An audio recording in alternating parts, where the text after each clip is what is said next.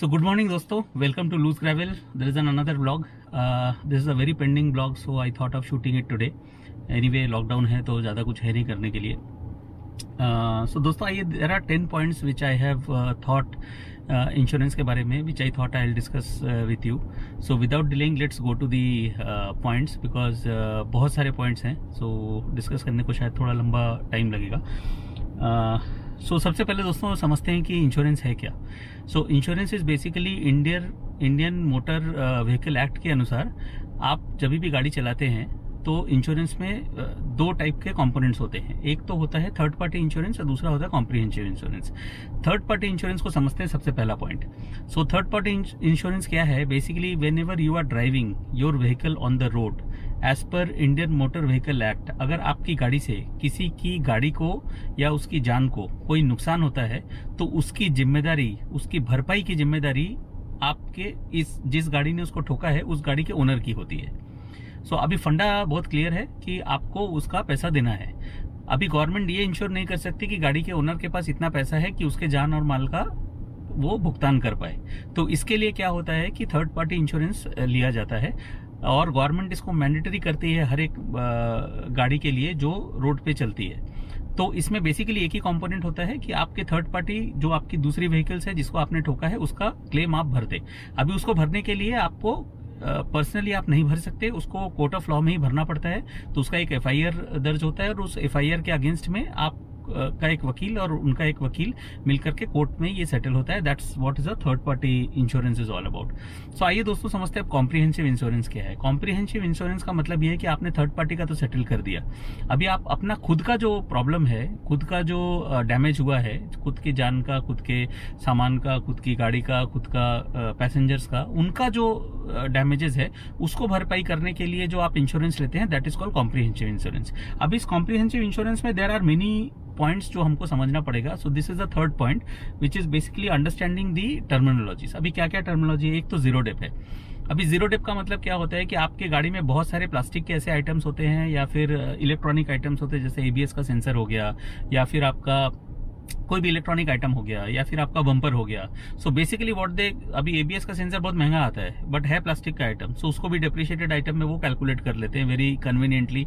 All insurance company they do that. So अभी आपको क्या करना पड़ता है कि अगर आपको जीरो डेप इंश्योरेंस अगर आप लेते हो तो उसमें क्या होता है कि उसका जो डेप्रिसिएशन वैल्यू है, तो प्लास्टिक का एक डेप्रिसिएशन वैल्यू है, आपके टायर का एक डेप्रिसिएशन वैल्यू है, तो उस वैल्यू के हिसाब से आपको अगर उसमें कुछ प्रॉब्लम हो गया तो आपको एक्सीडेंट में अगर उसकी वजह से उन चीजों को नुकसान पहुंचा है जैसा बम्पर हो गया तो उसका एक डेप्रिशिएटेड वैल्यू के ऊपर आपको उसका पेमेंट क्लेम सेटल होता है. अगर आप चाहते हैं कि वो पूरा एक्चुअल वैल्यू पे हो तो आपको जीरो डेप का इंश्योरेंस लेना पड़ता है जिसमें कि आपका डेप्रिशिएशन कवर होता है.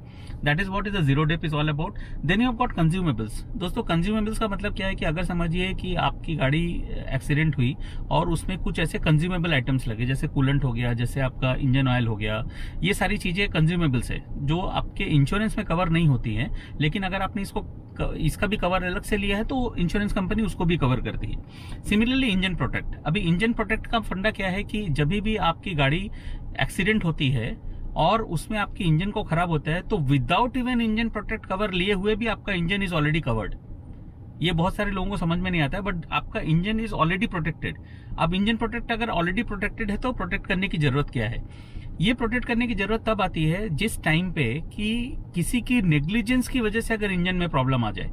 जैसा अभी नेग्लिजेंस क्या होता है? नेग्लिजेंस कुड भी जैसे फॉर एग्जांपल कहीं पे पानी भरा हुआ है और मुझे समझ में नहीं आया और मैंने अपनी गाड़ी चला दी, गाड़ी के इंजन में पानी चला गया और इंजन सीज हो गया. ये मेरी नेग्लिजेंस की वजह से हुआ. इसमें insurance company is not liable to settle your claim. या फिर आपने कहीं से बाहर से सर्विस कराया और सर्विस सेंटर वाले ने इंजन में ऑयल नहीं डाला, आपने चला दिया, इंजन सीज हो गया.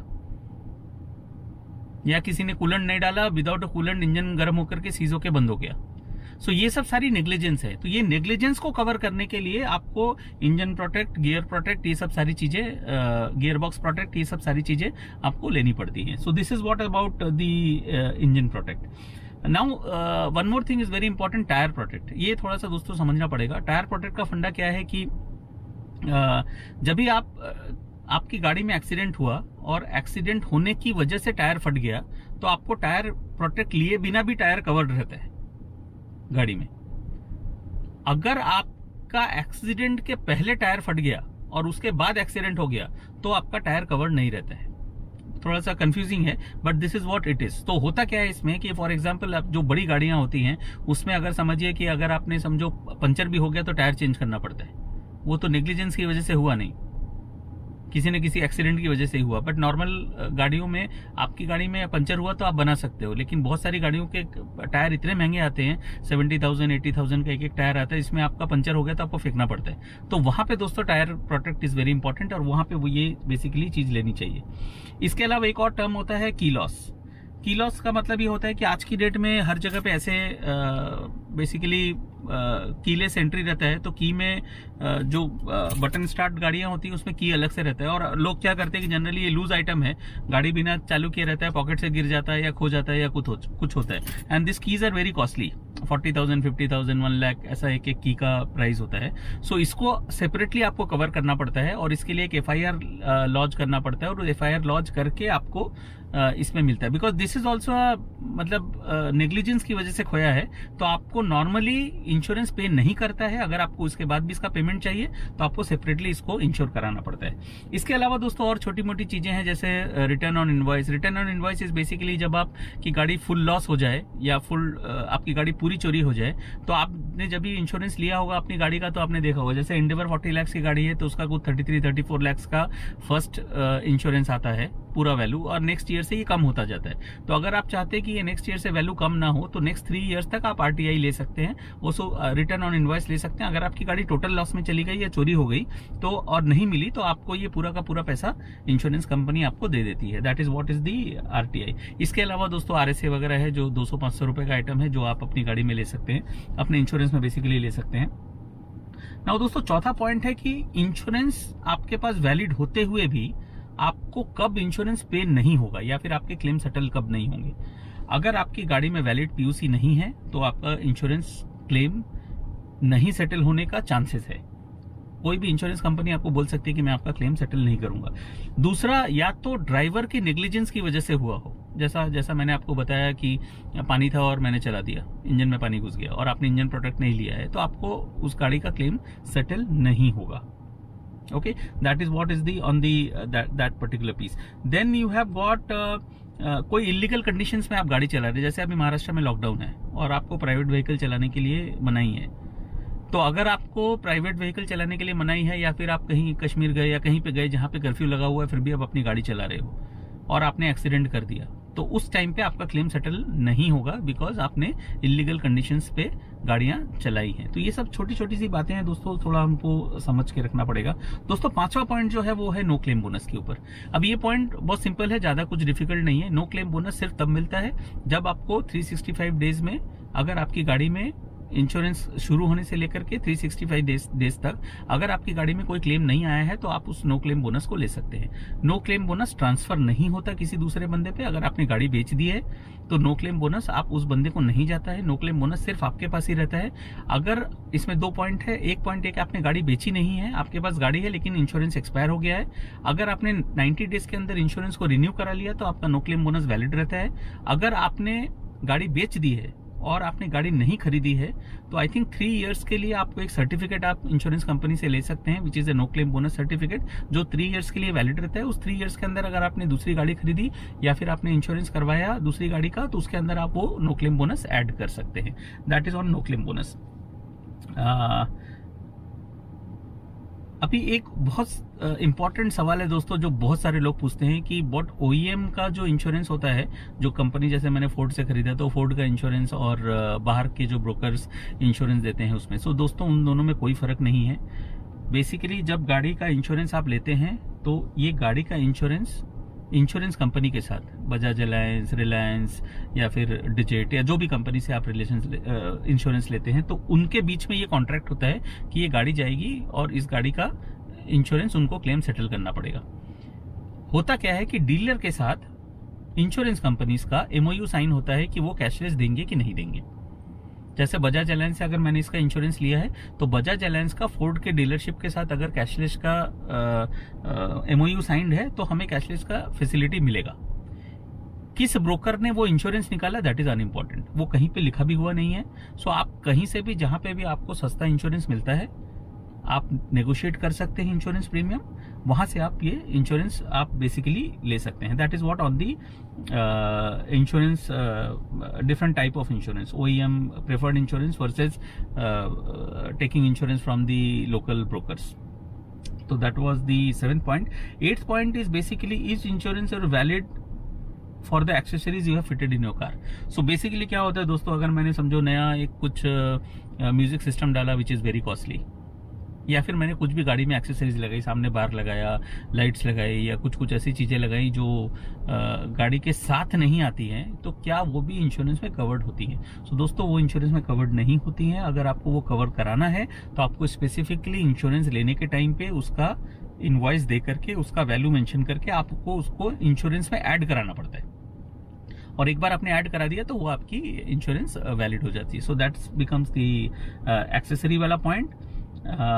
देन एक और वैलिड पॉइंट था, मैं भूटान के ट्रिप में गया था तो बहुत सारे लोगों ने मेरे को पूछा था, अगर आप अपनी व्हीकल को आउट ऑफ कंट्री लेके जाते हैं तो क्या इंश्योरेंस वैलिड होता है? दोस्तों इंश्योरेंस वैलिड नहीं होता। अगर आप अपने कंट्री से बाहर जा रहे हैं और बाहर के कंट्री में आपका कहीं एक्सीडेंट हो रहा है, तो उसको ये कंट्री, जिस कंट्री में आपने इंश्योरेंस लिया है वो लायबल नहीं होती है वो क्लेम सेटल करने के लिए। उसके लिए आपको स्पेशल इंश्योरेंस लेना पड़ता है हर जगह के लिए। तो जनरली इंडिया, नेपाल, नेपाल, भूटान, बांग्लादेश, ये 3 कंट्रीज है जहां पे कि आप इंडिया का इंश्योरेंस ऐड करा के जा सकते हो। मतलब इंडिया के इंश्योरेंस में आपने नेपाल, भूटान और ये सब ऐड कराओगे, एक 600, 700, 1000 रुपए का वो रहता है, उसको अगर आपने ऐड करा दिया तो आपका insurance will be valid for the different countries. So that's becomes the बाहर की कंट्री के लिए। हाँ, लेकिन अगर आप दूसरे किसी कंट्री में जा रहे हो, जैसे आप चाइना जा रहे हो या बैंकॉक जा रहे हो या सिंगापुर जा रहे हो या म्यांमार जा रहे हो, तो वहां के लिए आपको व्हीकल का कार्नेट लगता है, और जहां से आप जैसे बॉर्डर क्रॉसिंग करते हो वहीं पे इंश्योरेंस का एजेंट रहता है, वहां से आप उस गाड़ी के लिए इंश्योरेंस करा सकते हो। मैंडेटरी नहीं होता बहुत सारी जगहों के लिए, but it is advisable to do it, because बाहर की कंट्रीज में कॉस्ट बहुत ज्यादा है, और अगर किसी गाड़ी को एक्सीडेंट हो गया तो उसका जो भरपाई करने के लिए बहुत ज्यादा पैसा लगता है। तो it is advisable to take that insurance for the outside country trips. So that becomes my point number 9। Point number 10 is, ये दोस्तों ये पॉइंट है जो मुझे ज़्यादा अच्छे से पता नहीं है। बेसिकली इट इज सेइंग कि अगर ऑफ रोडिंग अगर आप कर रहे हो, और ऑफ रोडिंग करते टाइम पे अगर आपने समझो आपकी व्हीकल में कुछ प्रॉब्लम हो गया because you are doing off roading, जैसा फॉर एग्जांपल आप कोई बड़ा पत्थर नीचे आके लग गया और आपका गियर बॉक्स टूट गया, तो ये तो नेग्लिजेंस है। तो क्या इसमें भी पेमेंट इंश्योरेंस कंपनी करती है? सो दोस्तों ये मुझे पता नहीं, अभी तक कोई ऐसा केस आया नहीं है जो मेरे नज़र में है, जो मेरे इंश्योरेंस एजेंट्स के नज़र में है, तो मुझे ये इस बारे में पता नहीं है। अगर आपको ये पता हो तो आप मुझे बताइए। बट लॉजिकली बहुत सारे केसेस में ऐसा होता है, जैसे कि आप अपने फार्म हाउस में जा रहे हो और ऑफ रोड है, थोड़ा सा रोड नहीं है, और आपकी गाड़ी में कुछ प्रॉब्लम आ गया किसी वजह से, और उसको इंश्योरेंस में कवर होता है, तो वो ऑब्वियसली वो कवर हो जाना चाहिए। सो दोस्तों एक और पॉइंट है जो मैं इसमें लिखा हुआ नहीं है, लेकिन मैं आपको बताता हूँ। बेसिकली वारंटी और इंश्योरेंस में फ़र्क है। वारंटी होती है उन चीज़ों की जो OEM, मतलब कंपनी जो आपको गाड़ी में देती है, और उसमें अगर कुछ मैन्युफैक्चरिंग डिफेक्ट हो जाए उसकी वजह से कंपनी वो आइटम को रिप्लेस करके देती है, दैट इज वारंटी। वारंटी और इंश्योरेंस दो अलग अलग चीज़ें हैं। इंश्योरेंस होती है only in case of an accidents, warranty होती है in terms of manufacturing defect of an item. So for example अगर मेरे पास ये OVRM है और ये बाद में खराब हो जाता है किसी रीजन की वजह से, तो ये वारंटी में कवर होगा, इंश्योरेंस में कवर नहीं होगा। लेकिन मैं एक्सीडेंट करता हूँ और इसकी वजह से ये OVRM टूट जाता है, तो ये हमारे इंश्योरेंस में कवर होगा, वारंटी में कवर नहीं होगा।